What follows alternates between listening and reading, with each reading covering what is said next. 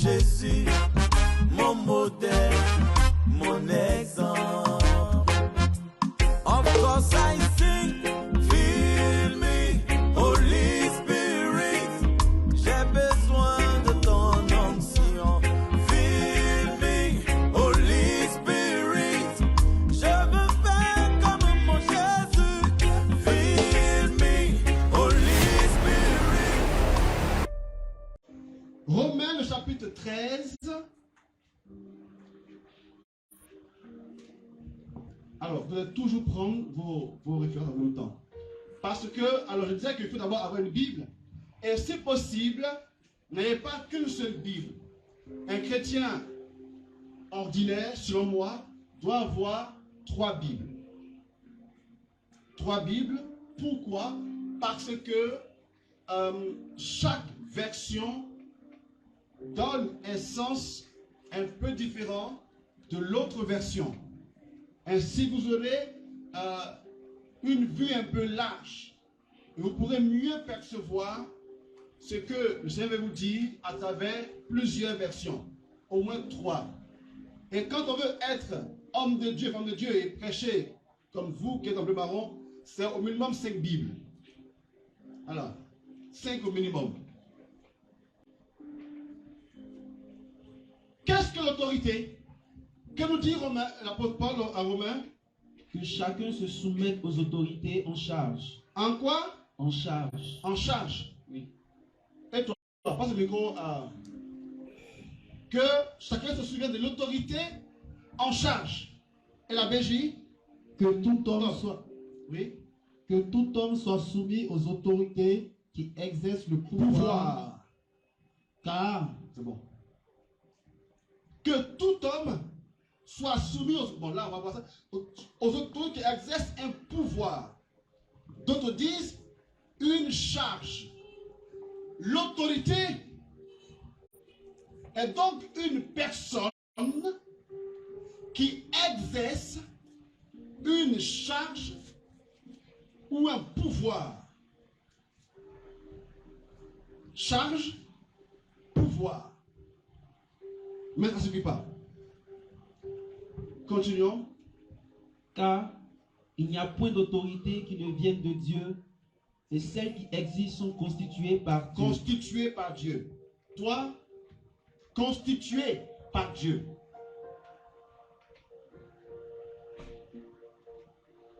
C'est bon. Elles sont établies. Vas-y. Car il n'y a d'autorité que par Dieu, et celles qui existent sont établies par lui. Établies. Donc l'autorité est une personne qui, d'une part, exerce une charge ou un pouvoir. C'est aussi une personne qui est établie comme telle par Dieu. Le verset 3.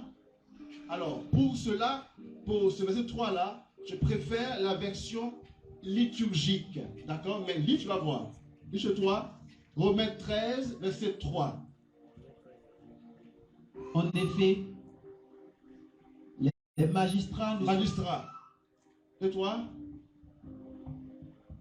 En effet, les magistrats... Magistrat.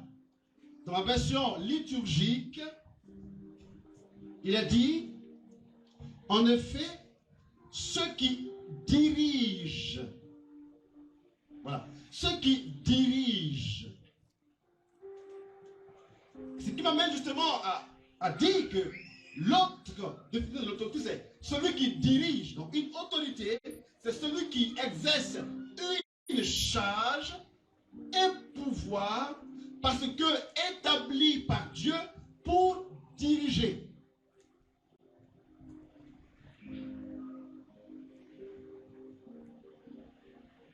Donc, voyez que ce mot diriger nous aide quand même à comprendre ce que c'est qu'une autorité.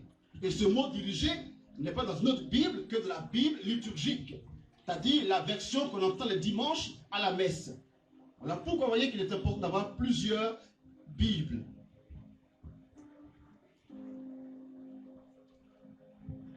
Et cette autorité justement est établie Dieu afin que Dieu qu'il a établi passe par lui pour s'occuper de son peuple, pour diriger lui-même son peuple. Parce que Dieu, depuis la Genèse, la création, est toujours passé par des personnes pour te manifester. Et il me semble que la première personne par qui Dieu est passé pour se manifester est Ève. Vous vous souvenez que Dieu a dit en Genèse 2, 18, il n'est pas bon que l'homme soit seul. Donc Dieu constate un problème chez l'homme. Il constate chez lui la solitude qui, en effet, n'est point dans le projet de Dieu. Alors Dieu veut le guérir de ce problème de solitude. Alors il dit, je vais lui faire une aide qui lui soit assortie. Donc Dieu va guérir Adam de sa solitude à travers Ève. Il va passer par elle pour le guérir de sa solitude. Et depuis lors, Dieu passe par d'autres personnes, par d'autres hommes pour se révéler et se manifester aux êtres humains. Noé, Abraham, Moïse, les prophètes, les juges, jusqu'à ce que nous arrivions à Jésus-Christ, qui est le médiateur par excellence, qui est l'homme par excellence, Ecce Homo. Voici l'homme, comme l'a dit dans le Testament. Voici l'homme, voici le médiateur par excellence. Pourquoi Dieu passe par des médiations, par d'autres hommes? Eh bien, parce que Augustin dit que Dieu nous a créés sans nous, mais Dieu ne veut pas nous sauver sans nous. Il faut le concours de l'être humain. Et même si Dieu voulait révéler sa personne telle qu'il est en lui-même, à nous, vous et moi, ne sommes pas assez disposés à voir Dieu, à accueillir Dieu tel qu'il se donne à nous. Dieu est l'infiniment grand et nous sommes l'infiniment petits. Alors comment une telle grandeur peut se révéler vraiment à nous? Imaginez-vous, frères et sœurs, qu'on veuille mettre l'océan dans une bouteille. C'est impossible. Et pour cela, Dieu passe par des canaux, par des moyens qui nous sont appropriés pour se manifester à nous. Voilà pourquoi il passe par d'autres hommes, pour nous parler à la manière des hommes. Souvenez-vous, lorsque Dieu a voulu parler au peuple d'Israël dans le désert, Dieu leur a parlé par des trompettes, des grondements tellement puissants. Le peuple dit à Dieu, Moïse, pardon, va toi seul écouter de nous dire. C'est tellement puissant, pardon, viens faire la commission. Parce que, frères et sœurs, on n'est pas capable d'accueillir Dieu tel qu'il donne à nous. Allez, pas de voix. Même quand toi et moi, on dit, Dieu m'a parlé, j'ai entendu Dieu me parler. Je l'ai entendu. Il m'a parlé. Alors, c'est vrai qu'il t'a parlé, mais ce n'est pas vraiment la voix de Dieu que tu as entendue. Alléluia. Dieu passe par des sons humains pour te parler. Des visions, des images pour nous parler. Mais on n'est pas assez capable d'accueillir Dieu tel qu'il donne à nous. Il passe donc par des médiations. Et parmi ces médiations, donc, l'être humain a une grande place. C'est par l'être humain qu'il passe pour nous diriger. Et ces êtres humains par qui il passe pour nous conduire, pour nous mener, pour nous diriger, sont appelées des autorités parce qu'elles partagent, ces personnes partagent quelque chose de l'autorité de Dieu. Alors concrètement, qui sont ces autorités? Il y en a de deux sortes. Celles qu'on connaît le mieux, ce sont les autorités religieuses. Ça, c'est plus facile parce que la religion est ordinairement le lieu de Dieu. Alors, quand on voit un prêtre, quand on voit le pape, les évêques, les cardinaux, les prêtres, les diacres, oui, on est très sûr que ce sont des autorités parce que c'est vraiment Dieu qui l'a établi. On le sait clairement puisqu'ils sont des hommes de Dieu. On le sait. Quand on voit nos modérateurs, nos bergers, tout cela, on est sûr que ce sont des hommes de Dieu. Donc, c'est très clair que ce sont des autorités. Mais j'ai pour toi une mauvaise nouvelle. C'est que il n'y a pas que dans la religion qu'on trouve des autorités. Et quand Dieu lui-même dans la Bible parle d'autorité, il ne parle pas que des papes, des évêques, des prêtres. Est-ce que tu peux nous lire Romains 13, verset 1?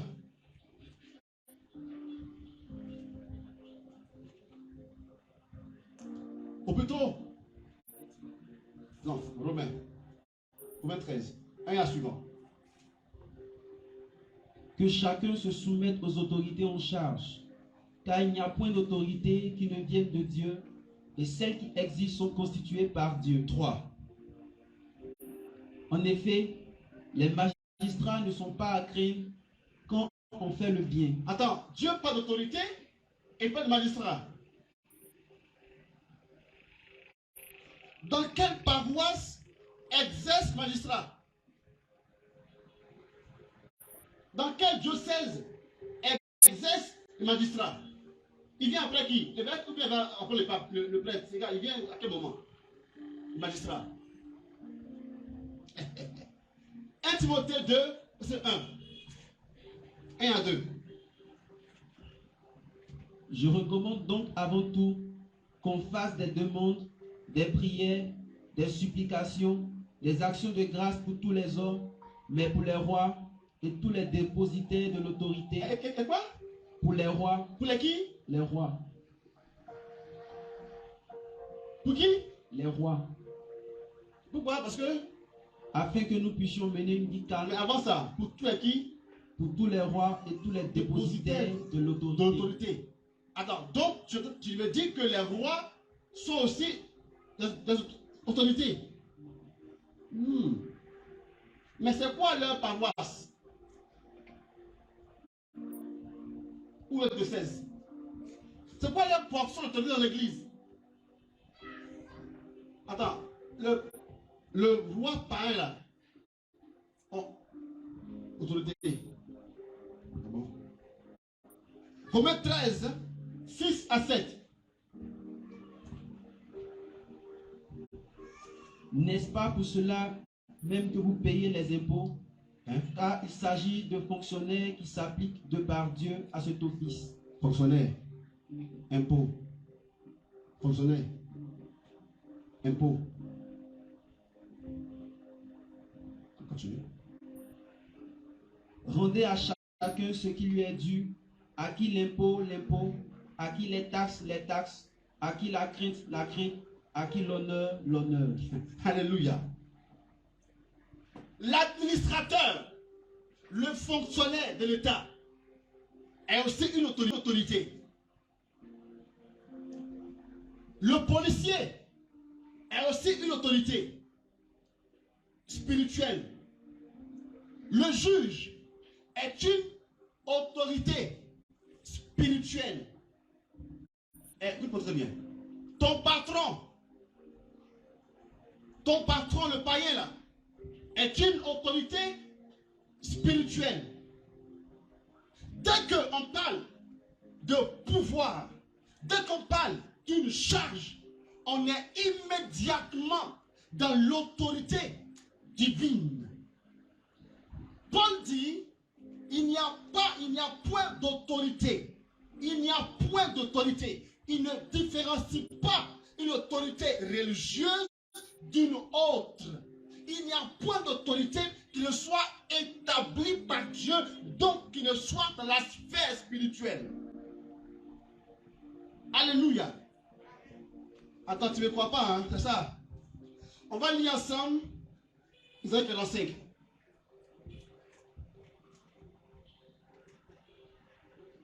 Isaïe 45, verset 1 à suivant. Ainsi parle Yahvé à son coin. Ainsi parle qui? Yahvé. À qui? À son coin. Son qui? Son coin. Qui parle? Yahvé. Yahvé à qui? À son coin. Ouin. Ouin. Alors c'est qui alors? À Cyrus. À qui? Cyrus. Continue. Dont j'ai saisi la main droite pour faire plier. Est-ce que tu connais Cyrus? Alléluia. Je ne suis pas sûr qu'il ait déjà pu sa main un chapelet. Je ne suis pas sûr qu'il s'est mis la route même à l'adoration. Je ne suis pas sûr qu'il sache qu'il y a un qu'on appelle Fondation Notre-Dame de toute. Bon, ça là, ici. Pour plaît ici. Je ne sais pas si même il sait même qu'on appelle Adonai, il ne sait pas. C'est un païen. Alléluia. C'est un païen. Cyrus est un roi païen. Et puis Dieu dit, il a dit ainsi parle Dieu Yahvé à son oin. Continue. Dont j'ai saisi la main droite pour faire plier devant lui les nations et désarmer les rois. Écoute, il y a d'autres passages, même d'autres Bibles, même dans votre Bible là, où Dieu dit ainsi parle Yahvé à son Messie, à son Messie. Ce même mot qui est attribué à Jésus le Messie est attribué à un roi païen. Mais Dieu s'en fout de son paganisme. Il est roi, ça suffit pour qu'il soit un Messie, un Messie, un oin. Alléluia. Donc, quel que soit son bord religieux, quelle que soit sa qualité spirituelle, son mysticisme, son charisme, ça veut dire prière ou pas, dès qu'une personne a une portion de pouvoir, une portion de charge, cette personne-là rentre dans la dimension de l'autorité selon Dieu. Et toutes ces personnes-là, qu'elles soient chrétiennes, qu'elles soient païennes ou pas, elles sont concernées par le verset où l'apôtre Paul nous dit en Romains 13, verset 1, soyez soumis à toute autorité.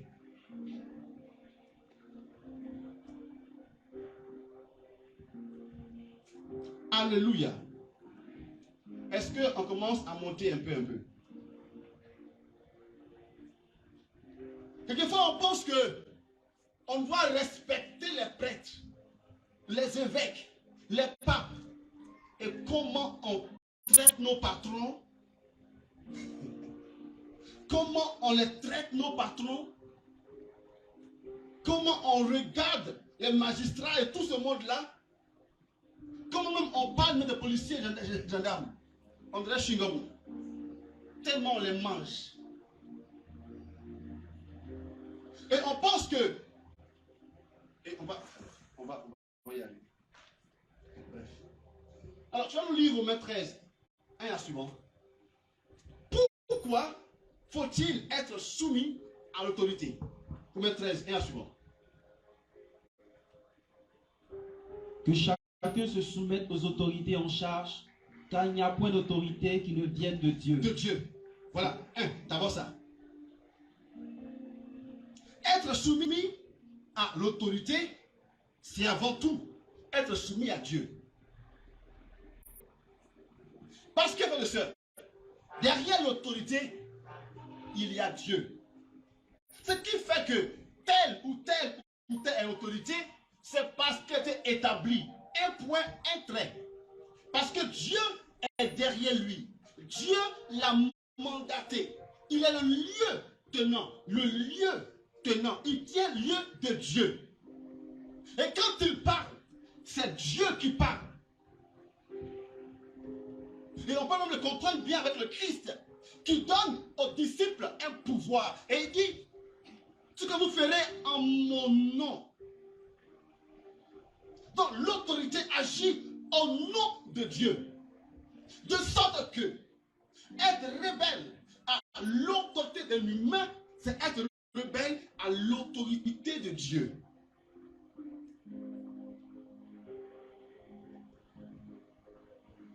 On n'est pas soumis au côté charnel de l'autorité, frères et sœurs. Et ça, c'est l'erreur qu'on commet tous.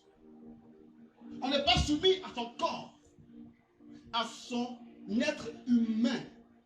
On est soumis à celui qui est derrière lui. Donc à Dieu. On ne peut pas dire qu'on est soumis à Dieu en ses commandements, en ses ordres, et on est insoumis à celui qui tient lui le Dieu. Ce n'est pas possible. Première chose. Deuxième chose, continue de lire. Et celles qui existent sont constituées par Dieu. D'accord? Si bien que celui qui résiste à l'autorité se rebelle contre l'ordre établi par Dieu. Contre l'ordre, merci, c'est bon. Contre l'ordre établi par Dieu. Frères et sœurs, la question de l'ordre est une des grandes caractéristiques de Dieu. Dieu est un Dieu d'ordre. Voilà pourquoi, quand Dieu a créé toutes choses, il n'a point dit à ces choses créées-là, débrouillez-vous pour être épanoui. Débrouillez-vous pour être bien. Dieu, quand il crée, puisqu'il crée par amour, il veille sur sa création. Il veille lui-même sur l'épanouissement de sa création.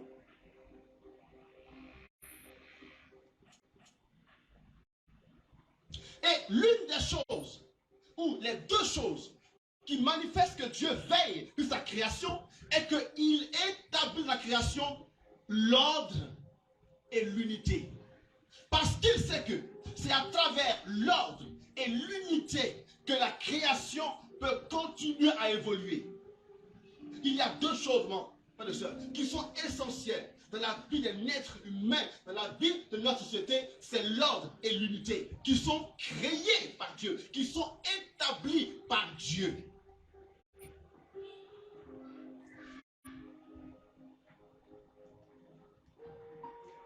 L'unité manifeste que toute la création et tous les humains en particulier œuvrent pour une même chose. Frères et sœurs, quand nous sommes dispersés, bien sûr que nous sommes voués à l'échec. Quand nous sommes dispersés, quand chacun va de son côté, c'est la porte ouverte au désordre, donc, à la dispersion et donc au gâchis de la création. On ne peut être épanoui que parce que on œuvre tous dans la même direction. On part tous dans la même direction. La division, justement, est notre nom du diable. Diable, c'est diabolos, c'est division. Et ce qui est division n'est point dans le projet de Dieu. Dieu, il est unité. La preuve, lui-même Dieu, en ces trois personnes distinctes, mais sont tellement unies qu'elles forment un seul Dieu. L'unité en Dieu. Cette unité est le gage de tout ce qui peut réussir. D'où l'importance du synode. depuis l'an dernier, on parle de synode. Synode, c'est syn, odos en grec. Syn qui veut dire même, odos, chemin. Donc tout le monde part dans la même direction. On prend tous le même chemin. Et c'est lorsque on prend tous le même chemin que nous pouvons réussir quelque chose de véritable. Ce fut le cas du peuple d'Israël qui a été délivré d'Égypte et qui a été conduit à une même destinée, aller ensemble à Canaan. Ils ont fait route ensemble pendant 40 ans. Et Dieu s'est arrangé pour que cette unité soit au cœur de leur marche, frères et sœurs. Cette unité, sans elle, ils n'auraient pas pu atteindre cette terre promise de Canaan. Amen. Et cette unité, frères et sœurs, cette unité est manifestée par une personne. Par une personne qui donne justement un mot d'ordre et qui est suivi par tous. L'autorité manifeste l'unité. Donc il y a une personne qui dit allons-y par là. Et tout le monde en fait route ensemble. Sans autorité, chacun prend sa route. Et qu'est-ce que on construit? Absolument rien. Voilà pourquoi il y a un épisode dans le livre de Nombres qui est très important, que je veux que nous lisions ensemble. C'est très long, mais on va ensemble le lire. Nombre 32, verset 1 à 27.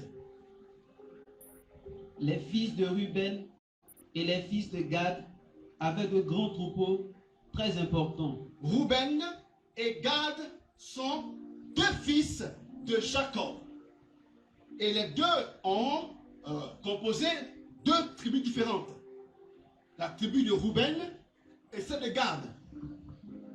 Continue. Or, il vit que le pays de Yazer et le pays de Galad étaient une région propice à l'élevage. Les fils de Gad et les fils de Ruben vinrent donc trouver Moïse, Éléazar le prêtre et les princes de la communauté et leur dirent: Ataroth, Dibon, Yazer, Nimra, Eshbon, Éléalé, Sebam, Nebo et Méon, et ce pays que Yahvé a conquis devant la communauté d'Israël, ce pays est propice à l'élevage et tes serviteurs élèvent du bétail.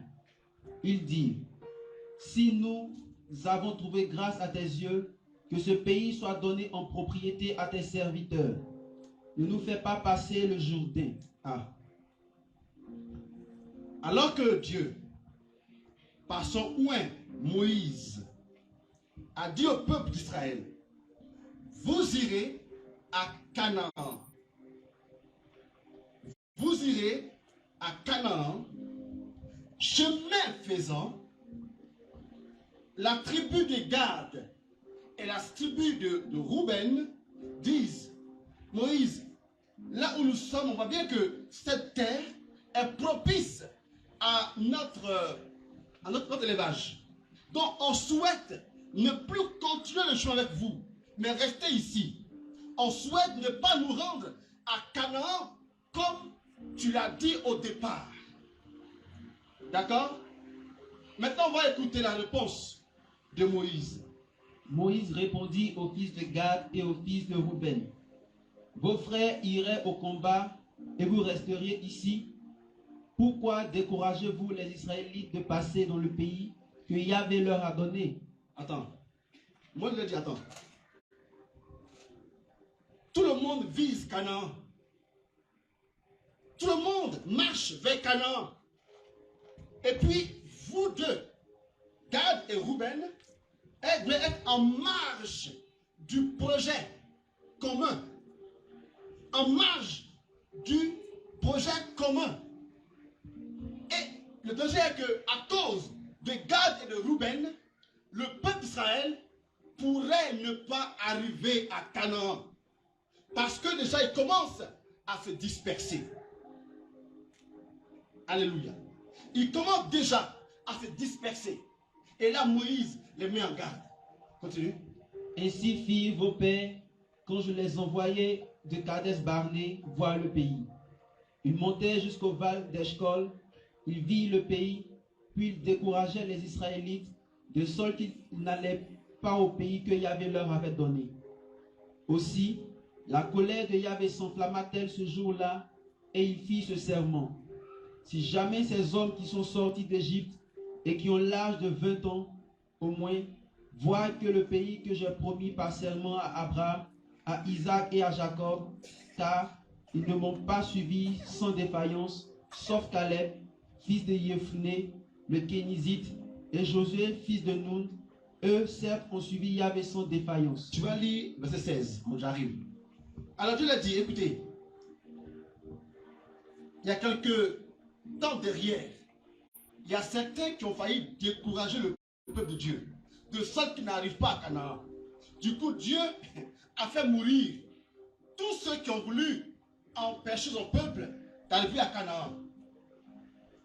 Il a tout fait mourir. Donc il faut bien penser à ce que vous voulez faire. Alors là, Gad et Ruben vont maintenant répondre à Moïse. 16. Il s'approchait de Moïse et lui dit, nous voudrions construire ici des parcs à moutons pour nos troupeaux et des villes pour nos petits-enfants.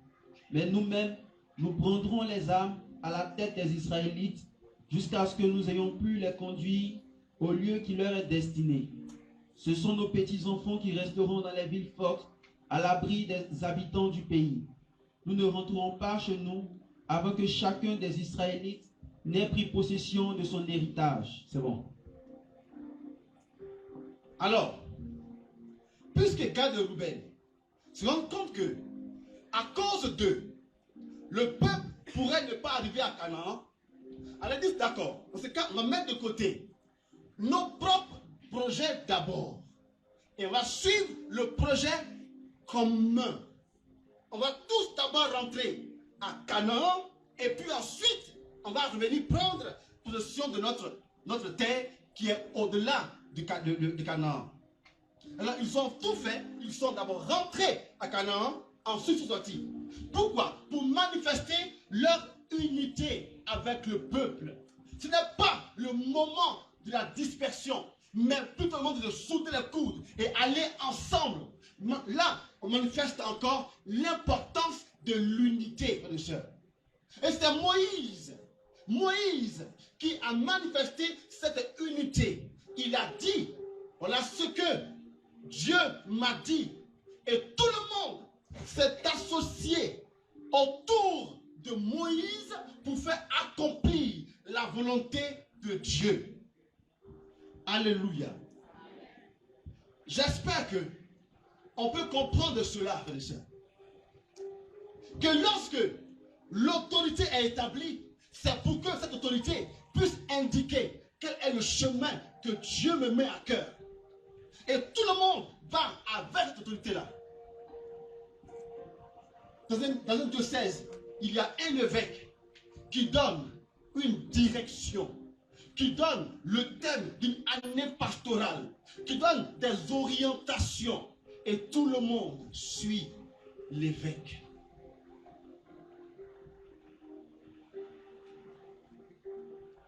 Le prêtre qui pense que l'évêque n'a pas bien prié, n'a pas bien vu les choses, c'est un évêque un peu charnel. Moi, je vais suivre ma voie. Je pense que la priorité que l'évêque détermine n'est pas la bonne priorité. Nous, Gad et Ruben, nous on pense qu'on va aller de l'autre côté.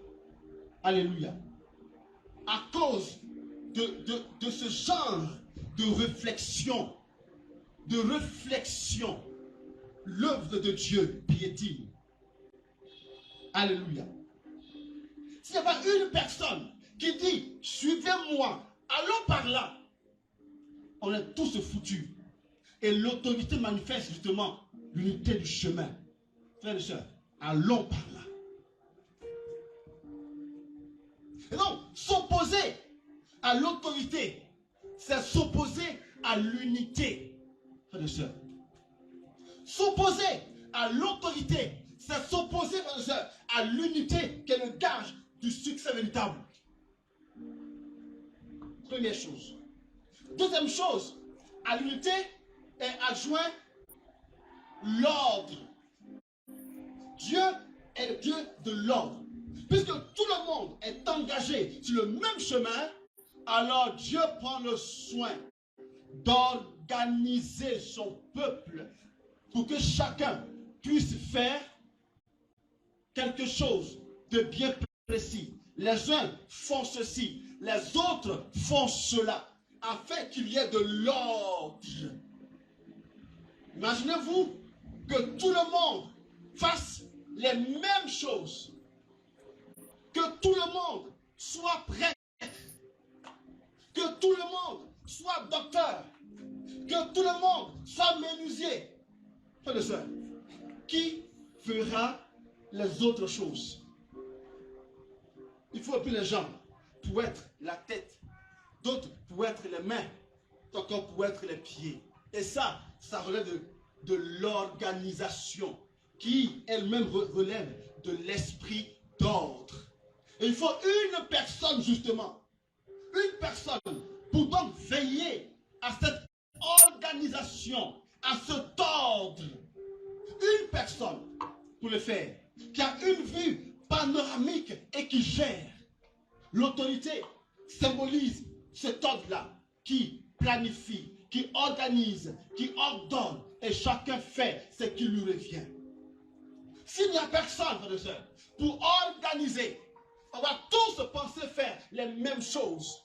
Alors qui fera les autres choses? Et lorsque on est soumis à l'autorité, ça veut dire qu'on est soumis à l'unité. On est ouvert à l'unité, on est ouvert à l'ordre. Et être dans l'insoumission, c'est se révolter contre l'unité, contre l'ordre, qui sont le gage du succès. Amen. Donc, ce n'est pas une personne qu'on vénère quand on est soumis à l'autorité. Pas une personne. Mais on a en vue le succès. On a en vue ce qui est derrière. On a en vue la gloire de Dieu. Mais ça, très peu de personnes l'ont à l'esprit. Parce que nous, ce qu'on voit dans l'autorité, c'est l'humanité de la personne qui est là. C'est ça qu'on voit. Et alors, ça nous cause tellement de problèmes, cela.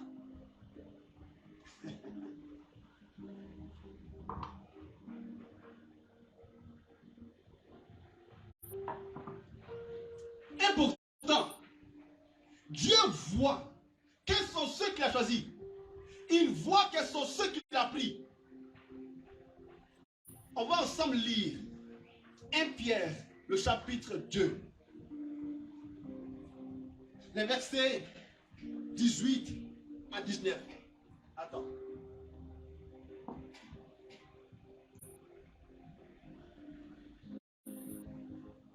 Frères et sœurs, l'autorité n'est pas la meilleure personne que Dieu choisit dans un lieu. Les évêques que Dieu choisit ne sont pas forcément les meilleurs des prêtres qu'il prend. Amen.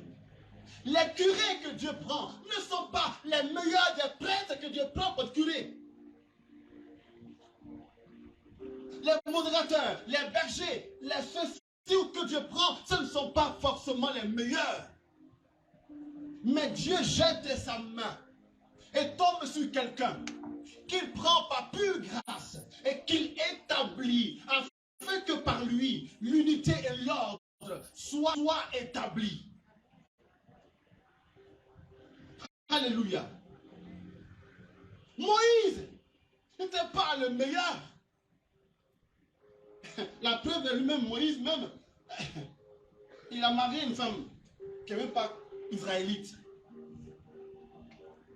Amen. Aaron et Moïse sont de la tribu de Lévite. Et les Lévites sont ceux que Dieu a employés à son service. Il y a 12 tribus et chaque tribu avait une terre, sauf la tribu de Lévi. Ceux-là n'avaient aucune terre à cultiver. Leur terre était de servir le Seigneur. Donc Moïse et Aaron sont de la tribu de Lévi. Mais dans cette tribu de Lévi, Dieu a choisi Aaron et sa lignée pour être prêtre. D'accord? Dieu a choisi Aaron et sa lignée pour être les prêtres. Il y a les Lévites, parmi lesquels il y a les prêtres. Et c'est Aaron. Donc Aaron fut le premier prêtre. Et après lui, ses enfants et ses enfants et ses enfants ont été prêtres de génération en génération. Mais quand Moïse est mort, ce n'est point son enfant qui a été prophète pour conduire le peuple d'Israël à Canaan.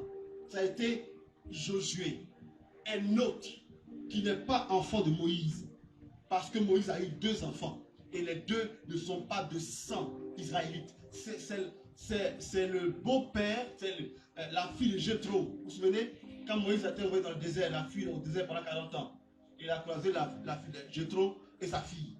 C'est avec elle qu'il a eu 2 enfants qui ne sont pas de sang.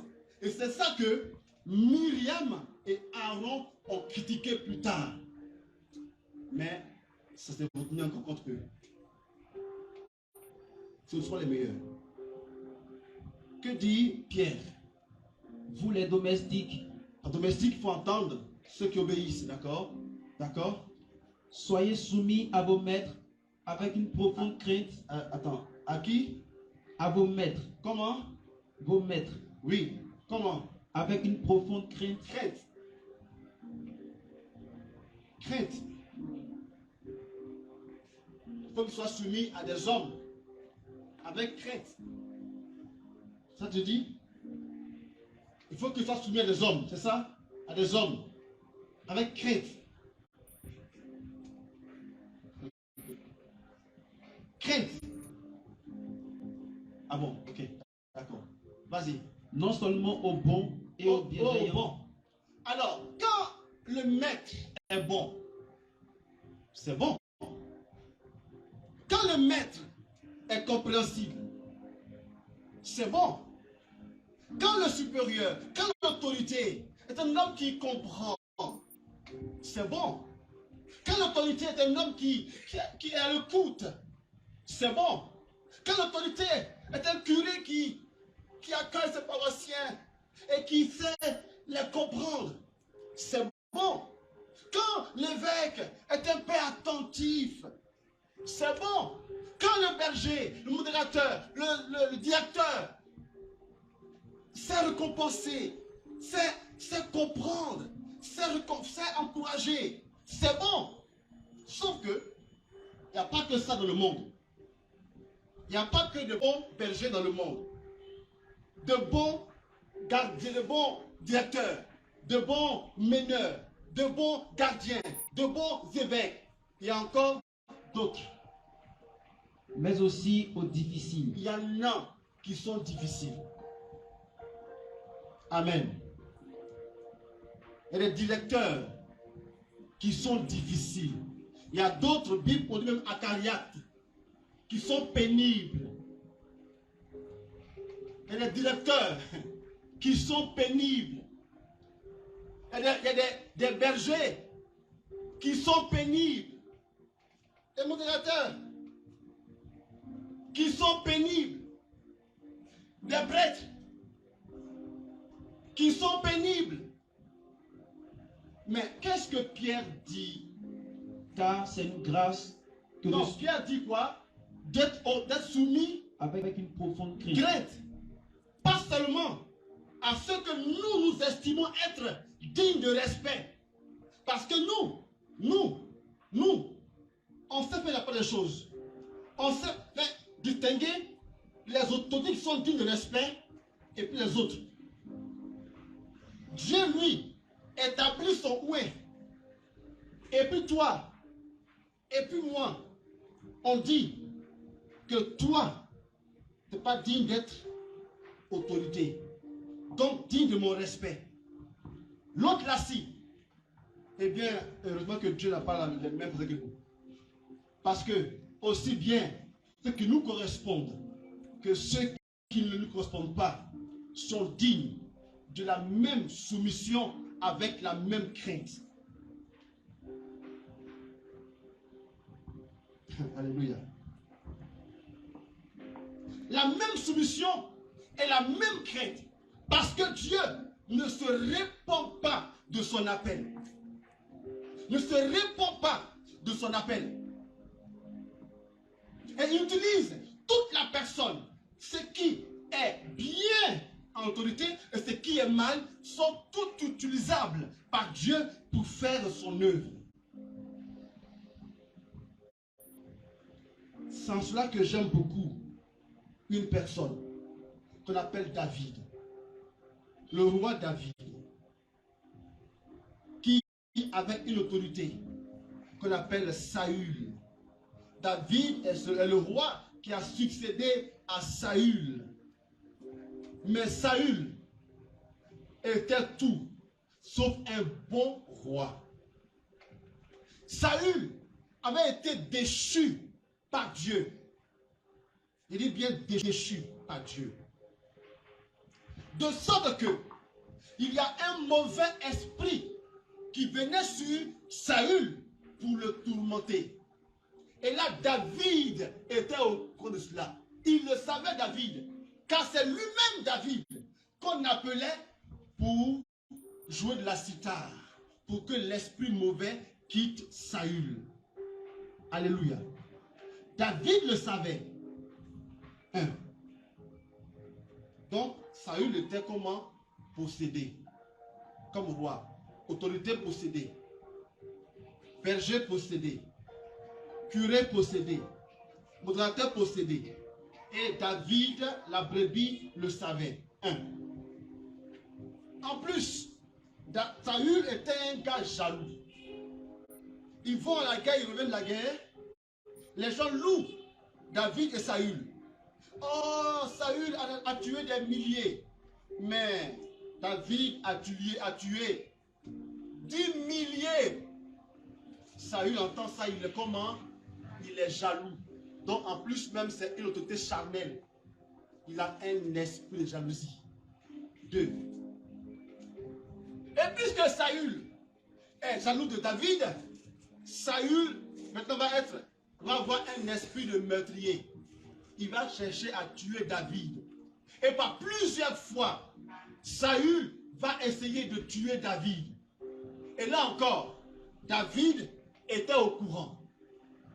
3 choses. Amen. Mais tout cela, toutes ces choses que David savait que Saül était, ne l'ont pas empêché de continuer à poser sur Saül le regard de soumission qui lui était dû.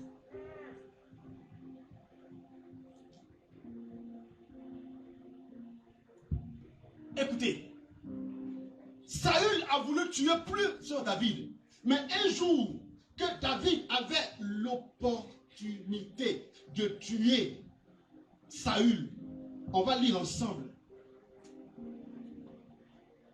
1 Samuel 24, 5 à suivant. David avait été à quelques mètres de Saül pour le tuer. Alléluia. Comme toi, tu penses que ton curé t'en veut tellement que tu cherches l'occasion. Ton berger, tu cherches l'occasion. Tu l'attends au tournant. Ton modérateur, tu l'attends au tournant. Le jour où il rentre dans ton 6 mètres.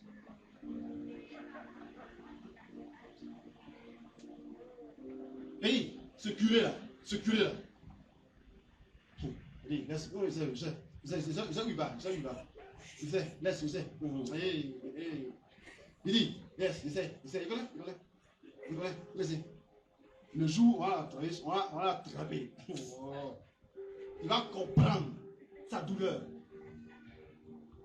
Et on conspire. C'est-à-dire, on forme des groupes de conspiration contre le Messie de Dieu, contre son ouin. En fait, frères et sœurs, soit que vous et moi ne sommes pas convertis, donc on ne sait pas qui est Dieu, soit on est en danger de mort. On ne sait pas du tout c'est quoi une autorité. David répond à son père, dit, lis-moi ça. Les hommes de David lui dirent, voici le jour dont Yahvé t'a dit, voici que je vais te livrer ton ennemi entre tes mains, et tu agiras envers lui comme bon te semblera. Attends. Il dit, voilà, le jour est arrivé. Tu as dit les baies à ton berger. Tu as dit, il est tombé dedans. Tu as dit des baies au Dieu là, c'est sa face. Lui, il pense que moi, je suis les petits brebis qui sont là. Moi, tu me touches là, tu vois ici, et tu parles des baies ici. Alléluia. David se leva. Attends, on va faire mettre du corps.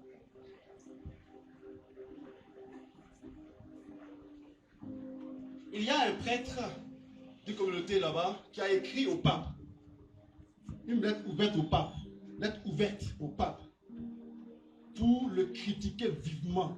Dans une lettre ouverte au pape. Et du coup, on l'a sanctionné. Et il va réécrire encore. Comme pour dire, il y a prêtre et puis il y a prêtre.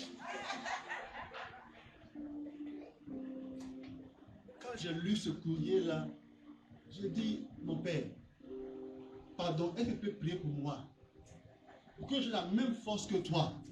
Parce que ça, là, pour le faire, là, fort. Autorité qui gouverne milliards de personnes. Toi,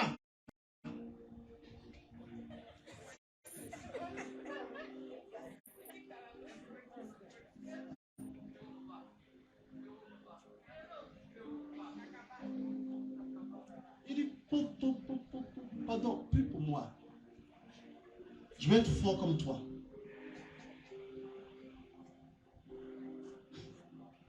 Non, je suis admiratif de ceux qui complotent contre leurs supérieurs, contre leurs patrons. Je suis admiratif pour vos vies. Je dis à Dieu, donne-moi la force qu'ils ont. Il n'y a rien qui justifie que dans notre esprit seulement on fomente des choses contre nos autorités. Dans nos esprits seulement. Il y a un monsieur qu'on appelle Padre Pio, qui, lui, dans ses messes, il durait un peu. 3 heures, 4 heures. Ah oui, c'est pas vos messes. Et un jour, son supérieur, écoutez-moi très bien. Écoutez-moi très bien. Vous, on va s'arrêter. Vous. Son supérieur, un jour, dans son cœur, pense seulement. Ah, Padre Pio, tu as duré. Et comme Padre Pio a le don de lire dans le cœur, il a perçu cela, que son supérieur s'inquiète que la messe dure. Amen. Son supérieur n'a même pas parlé. Il n'a pas extériorisé. Parce qu'il a seulement, on va dire, deviné. Eric. Parce qu'il a simplement deviné. Il a deviné l'esprit de son supérieur. Padre Pio a arrêté la messe immédiatement. Je dis bien, immédiatement. Pas comme toi et puis moi. Il va penser. Il va parler. Il va te bisser. Il va te dit, mais je t'avais dit non, toi, tu t'en gabas. Mais c'est toi. Je ne suis pas les petits qu'on voit. Je vais lui parler ici. Qu'est-ce qu'il a dit, David? David se leva et coupa furtivement le pan du manteau de Saül. Il a seulement coupé le manteau, comme pour montrer que je pouvais faire quelque chose contre toi. Il coupe le manteau, mais quoi? Après quoi, le cœur lui battit d'avoir coupé le pan du manteau de Saül. Quelqu'un qui peut le tuer. Est-ce que tu comprends? Quelqu'un qui veut le tuer, il coupe seulement le manteau et il a peur déjà. Il dit, pourquoi? Vas-y. Que Yahvé met en abomination. Met en abomination. Si je fais cela à mon Seigneur. À mon qui? Mon Seigneur. Ah, Dieu. Loin de Yahvé. Attends. Le qui? Loin de Yahvé. Loin de Yahvé. Attends, c'est pas Saül qui le tué là? De l'on parle là? Est-ce qu'on peut me répondre? Est-ce qu'on parle de Saül qui a un esprit mauvais? Saül qui est possédé et pour qui on va jouer de la harpe pour qu'il soit délivré là? C'est de lui on parle là. Saül qui veut tuer David là. Lui il coupe seulement le pan de sa robe, déjà il est paniqué. Il dit comment ferait cela à mon Seigneur? À mon Seigneur, le oint de Dieu. Désolé. En portant la main sur lui, car il est loin de Yahvé. Oui. Continue. Par ces paroles, David retint ses hommes et ne leur permit pas de se dresser contre Saül. Continue. Saül se redressa, quitta la grotte et alla son chemin. David se leva ensuite, sortit de la grotte et lui cria, « Mon Seigneur le roi !» Saül regarda derrière lui et David s'inclina jusqu'à terre. Il fait quoi? Il s'inclina jusqu'à terre. Il fait quoi? Il s'inclina jusqu'à terre. Devant qui? Saül. Un meurtrier. Devant qui? Devant qui? Un possédé. Devant qui? Un jaloux. Devant qui? Un rejeté de Dieu. Dieu l'avait rejeté.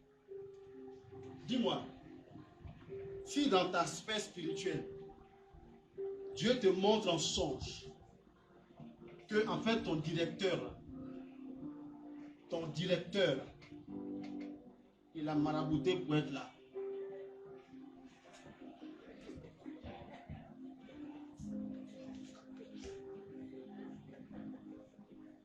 C'est comment? La vision est claire. Comme il y a ceux qui vont dans les prières, on leur dit, ta maman est une sorcière. Ton papa est un sorcier. En fait, ta famille là, ils sont tous mauvais sauf toi seul. Et puis moi aussi, fier de ma foi, je vais casser, briser l'esprit de ma mère. Je mets une barrière entre nous. Tu penses que si ta maman là, voulait te manger, c'est à l'heure là. C'est à l'heure là. Où tu es devenu bizarre, le mal t'a rempli comme ça. C'était depuis longtemps. Quand tu es encore bébé innocent là. Ça, tu étais tout comme ça. Là, maintenant, la parole de manger. Alléluia. Si tu as en vision que ton curé de paroisse, que ton évêque, ton berger, ton modérateur, Dieu l'a rejeté, fais comment? Ton regard change sur lui. Ton regard change sur lui. Mais en changeant ton regard, laisse-moi te dire, avec beaucoup de souffrance, que tu te mets sous la malédiction. Et il y a plein de personnes comme ça qui sont sous la malédiction sans s'en rendre compte. Ce n'est pas moi qui le dis, c'est la parole de Dieu qui le dit. C'est même l'apôtre Paul qui le dit. David, lui, il s'est mis à terre. Il s'est prosterné. Et il appelle même David son père. Alléluia. Parce qu'il a conscience. Je vais finir avec un autre qu'on appelle Noé. Noé qui a sauvé la terre, non? N'est-ce pas? La terre. À cause de lui, il n'y a pas eu le déluge. Il y a eu le déluge, mais bon, maintenant, on vit parce que grâce à lui, il a construit tout ça. Bon, ok, bref. Il a eu 3 enfants. Cham, Seth, et puis Japheth. Et un jour que sans doute que Noé était un peu en dépression, comme tous les êtres humains, il allait prendre une consolation de boisson, de vin. Bon, ça peut arriver, ça peut arriver. Dites-moi, ça peut arriver oui ou non? Il allait boire un peu trop, de sorte à être ivre. Et son fils Cham vient entre dans sa chambre et puis le voit nu. Écoute-moi bien. Il le voit nu. Qu'est-ce qu'il fait? Il s'en va appeler ses 2 autres frères, Seth et Japheth. Venez voir vous-même.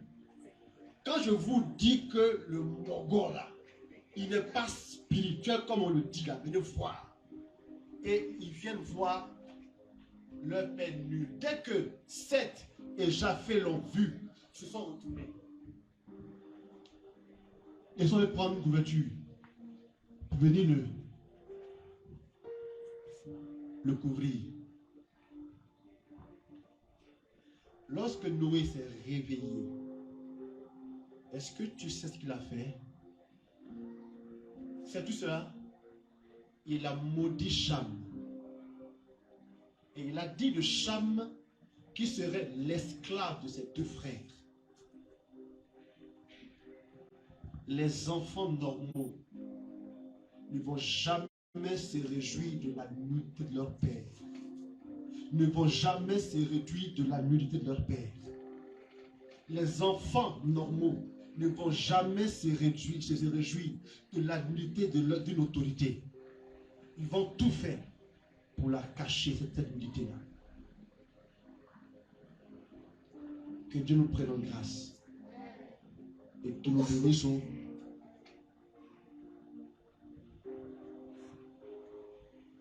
Cet enseignement est un enseignement dangereux. Que ceux qui l'ont entendu le gardent dans le cœur précieusement. Que ceux qui ont un problème d'autorité se ressaisissent très vite. Malheureusement, aujourd'hui, il y a plein de qualités qu'on recherche. Mais une des qualités qui caractérise le chrétien, c'est l'obéissance. Lorsque l'Église nous voit agir, l'Église va regarder à l'obéissance, aux œuvres. Ce qui fait que les saints ont été saints, que Padre Pio a été saint, ce sont pas les stigmates qui ont fait de lui un saint. Ce n'est pas la bilocation qui a fait de lui un saint, mais son esprit d'offrande de sa vie à Dieu. Padre Pio a énormément souffert. Pardon, hein, l'heure passe, mais je vais commencer 5 minutes. Padre Pio a souffert énormément. Il a souffert terriblement. On ne l'a pas compris, on l'a critiqué, on l'a vilipendé. Les gens allaient payer des femmes pour aller dire de Padre Pio qu'il les a cherchées. D'accord? Qu'il a voulu abuser d'elles. Et il y a plein de choses qu'on a reprochées et pour lesquelles on l'a suspendu pendant 10 ans. Mais de toutes ces suspensions, de toutes ces choses qu'on a dites sur Padre Pio, il s'est toujours soumis à l'autorité. il ne s'est jamais plaint contre aucune autorité. Laissez-moi vous le dire. Il ne s'est jamais plaint contre aucune autorité. Parce que pour lui, la voix de son supérieur est toujours celle de Dieu. La voix de son supérieur, qu'il soit charnel, païen ou pas, c'est toujours la voix de Dieu. Et c'est comme ça que Padre Pio est devenu un saint homme. Ses supérieurs ont mis la pression sur lui, mais il ne s'est jamais rebellé. Si nous disons que nous sommes enfants de Padre Pio, eh bien l'obéissance est une des choses que nous devons travailler énormément. Si nous disons que nous sommes enfants de Padre Pio, croyons que l'obéissance, c'est cela que notre Père attend de nous, pas autre chose. Nos charismes seront éprouvés justement par notre désir d'obéissance. Et comprenez, l'obéissance se mesure même à l'aune de nos épreuves. Plus on est éprouvé et plus on doit obéir. Notre vraie nature se manifeste quand on est éprouvé. Car quand il n'y a pas d'épreuve, on est tous bons. Mais c'est l'épreuve qui manifeste et qui témoigne notre être intérieur le plus profond. Un enfant qui aime son père l'aimera justement quand son père est indigne. Une brebis va être obéissante à son berger justement quand le berger est indigne. Un fidèle va être obéissant à son curé quand justement il estime que le curé est indigne. Plus le curé est indigne, plus Dieu lui est digne. Car Dieu se manifeste dans la simplicité de ses enfants. Et bien que Dieu nous garde, qu'il nous protège. Alléluia. On va se mettre debout. Et on va, juste en 2 minutes, on va se mettre debout. En 2 minutes, on va demander pardon au Seigneur. Pardon, Seigneur. Pardon.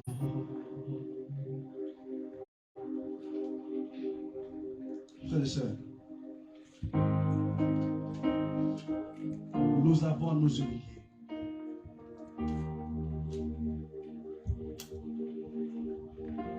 Aaron et Myriam ont eu la lèpre, surtout les Myriam, parce qu'ils ont osé critiquer Moïse. On peut remarquer que nos autorités ne sont pas toujours ce qu'elles doivent être. On peut le remarquer. On peut voir que nos supérieurs ne sont pas toujours ce qu'ils doivent être. Ça ne me revient pas de vilipender le point de Dieu. Ça ne me revient pas de l'humilier.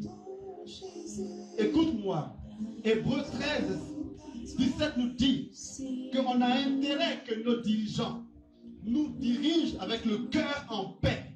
Car quand ils gémissent, ce n'est pas un point d'avantage pour toi. Non. Tu as intérêt que ton supérieur soit en paix. Tu as intérêt que ton supérieur soit en paix. Mardi prochain, nous parlerons justement de l'autorité elle-même, de la soumission. Mais pour l'heure, je parle de toi. Si tu penses que tu n'as pas été ce que Dieu attend de toi, demande pardon au Seigneur pour toutes tes insoumissions. Demande pardon à Dieu pour toutes les fois où tu t'es rébellé contre l'autorité. Demande pardon au Seigneur. Demande pardon. Demande pardon toutes les fois où tu t'es braqué frontalement à ton supérieur. Pardon pour toutes les fois où tu t'es braqué frontalement. Tu as aussi te braqué frontalement. Frontalement à ton supérieur. Pardon, Seigneur. Nous sommes tombés. Pardon, Seigneur. Shiva. Pardon, Seigneur.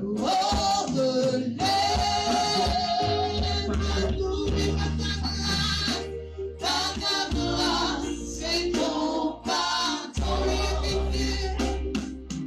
Et pitié de nous humilions. Nous nous humilions devant toi, pitié et pitié.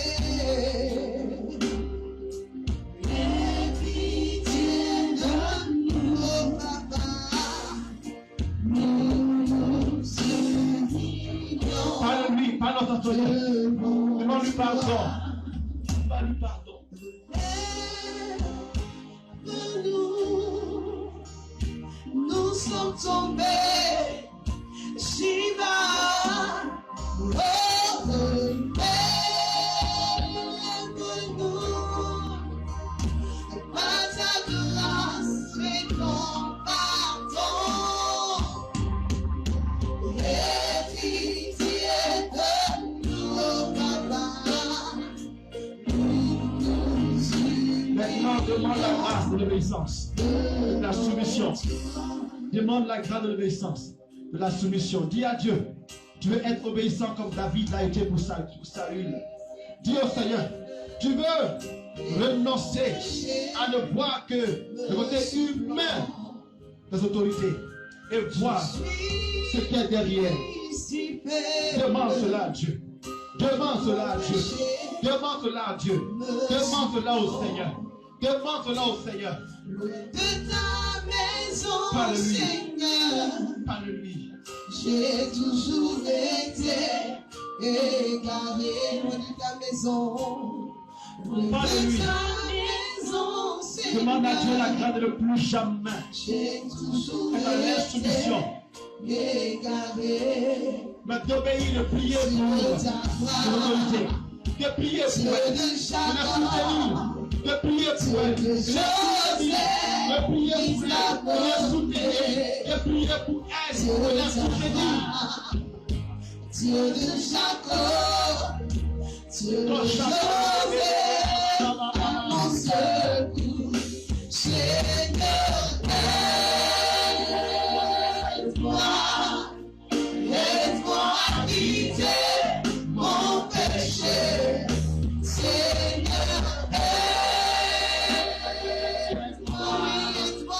aide-moi à vivre selon ta parole, Seigneur, Seigneur,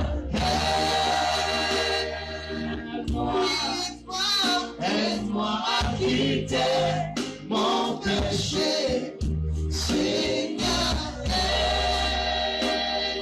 aide-moi à vivre selon ta parole. Tu vas lever la main du Seigneur.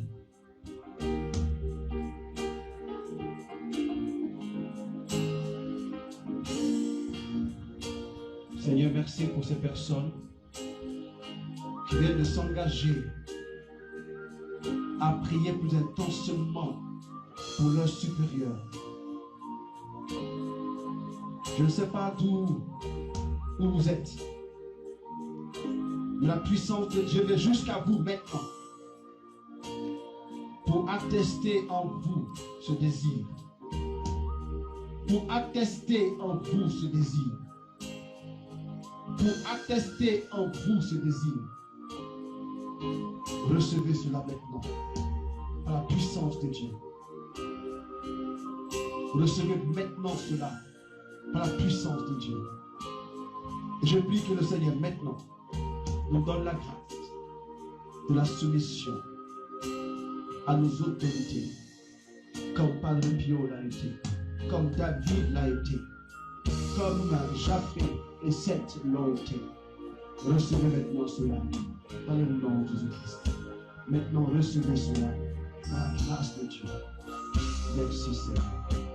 Merci Seigneur. Alléluia. Alléluia.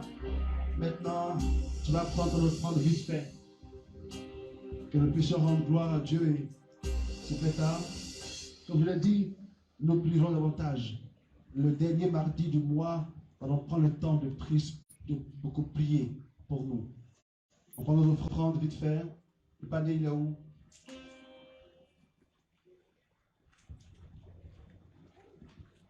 Et demande la grâce de la soumission. Pendant que le cœur prend le chant, tu peux faire ton offrande à Dieu. Je demande cette grâce-là de la soumission.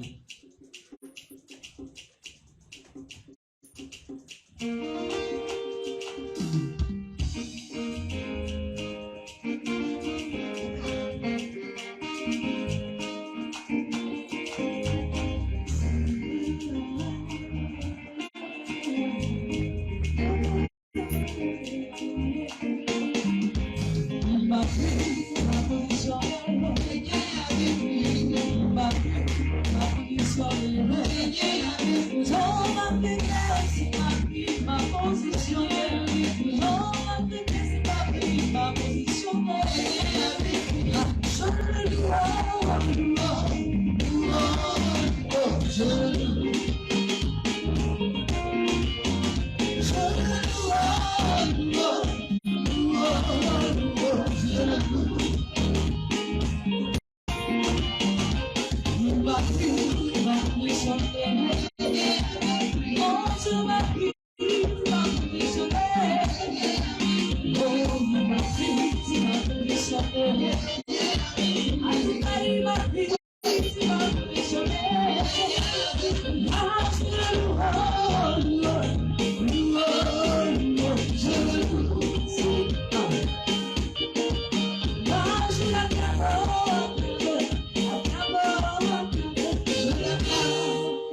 Alléluia. Tu peux rendre gloire à ton Dieu en acclamant, s'il te plaît. Nous rappelons que ce week-end, nous avons notre retraite à l'ATA, retraite silencieuse pour celles et ceux qui n'ont pas fait l'expérience du silence pendant 2 jours. C'est l'occasion pour vous de vous apprêter à vivre Noël ce week-end du 16 au 18 décembre au centre Notre-Dame du Rosaire de l'ATA. Nous rappelons les différents. Le thème c'est le Sauveur, nous aînés et de prédicateurs, votre serviteur et le Père Darius. Nous allons prendre le temps vraiment de parler de Dieu, de sa parole, de prier pour vous. Et le thème c'est donc le Sauveur des aînés. Les chambres couples climatisées 30 000, les chambres individuelles climatisées 20 000, les chambres individuelles, les chambres doubles climatisées 15 000, les dortoirs climatisés 12 000, les chambres ventilées 10 000 francs. Il y a encore de la place, n'hésitez pas à vous inscrire. On peut dire les inscrits, on peut dire qui est inscrit là, ici. Hein? À qui est inscrit chez toi? C'est ce qui est inscrit. Ils sont où? C'est Baudelaire? Voilà, ce frère là-bas, c'est lui qui prend le nom. N'hésitez pas à vous inscrire, ce sera quelque chose de merveilleux. Alors, Oasis TV et Société Apostolique Lumen Christi organise un pèlerinage pour la nouvelle année au sanctuaire marial de Napier, le premier samedi de l'année. Voilà, venons vraiment nombreux de 7h à 16h à Napier, auprès de la Vierge Marie, parce qu'elle nous dit, et nous croyons que tout est possible à celui qui croit. Et alors, nous aurons un grand prédicateur, le modérateur Jacob Élisée, que je connais très bien. Lui et moi, nous sommes la même génération en communauté. Voilà, et c'est quelqu'un qui est loin de la grâce de Dieu. Et il y aura un mini-concert assuré par le chantre du Christ Israël. Alors, il y a bien sûr participation qui concerne le transport et un kit de pèlerin, une tombola à gagner. Tout cela au prix de seulement 2500 francs. Je dis bien seulement parce qu'il y a une casinière à avoir, une télévision à avoir, un portable à avoir. Alors, venons vraiment nombreux pour ce temps de prière. Dimanche prochain, nous avons prière ici. Venons encore nombreux parce que là, Dieu viendra nous guérir et nous faire du bien. Et le week-end du 28, 29 et 30 décembre, nous aurons ici un temps fort. Ce ne sera pas un temps d'enseignement sur la vie intérieure. C'est sûr un temps d'enseignement sur la vie de gloire. Comment rentrer avec fracas en 2023? Car il nous faut rentrer avec fracas en 2023. Sera prêché par le diacre Marie-David Pio. Venons nombreux pour vivre ce temps fort avec la communauté. Je dis merci encore à tout le monde d'être venus nombreux. Tiens.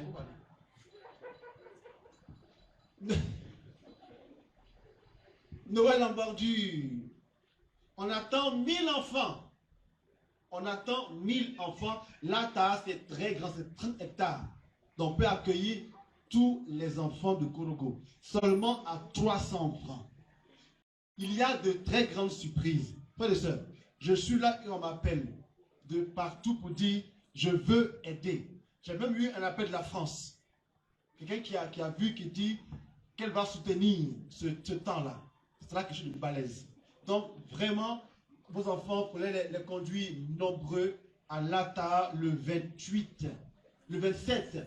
Mardi 27, à quelle heure? À 17h. 7h.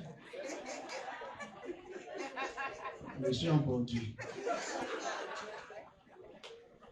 De 7h à 17h. De 7h, il y a un enfant qui depuis Abidjan dit à maman, c'est Bordu ou rien.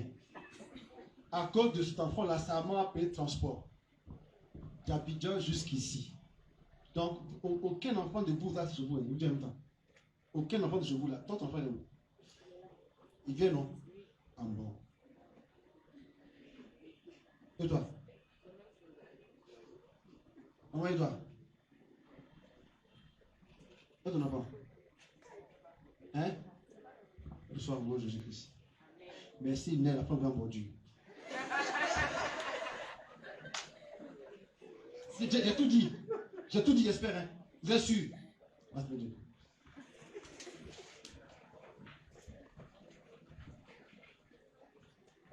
Le Seigneur soit avec vous et que Dieu Tout-Puissant vous bénisse, le Père, le Fils et le Saint-Esprit. Mardi prochain, on parlera de nous. Mardi prochain, nous. La soumission des autorités.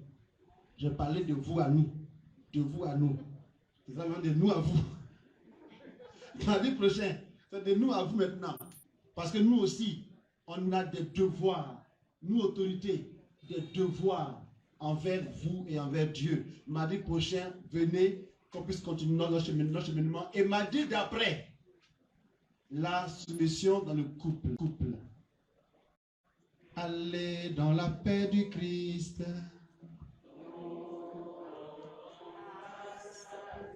Bon retour chez vous et à dimanche prochain pour la prière à 15h ici. Le cœur, merci beaucoup et continuez à nous aider à partir. Paie bien à ton frère, paie bien à ta soeur.